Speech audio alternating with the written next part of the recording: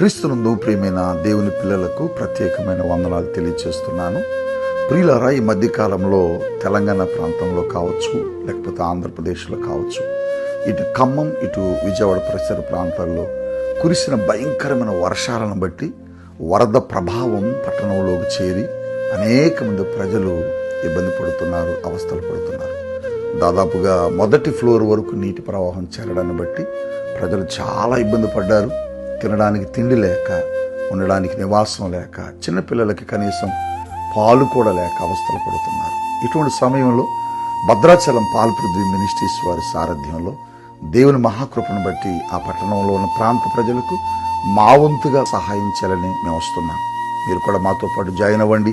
ఈరోజు మేము బయలుదేరుతున్నాం. మాతో కలిసి పనిచేయాలని ఆశ కలిగిన వారు మమ్మల్ని సంప్రదించండి. ఒకవేళ ఆర్థిక పరంగా ఎవరైనా సహకరించాలనుకుంటే మాకు సహకరించండి. తప్పనిసరిగా ఆ ప్రాంతాన్ని ఆదుకుందాం.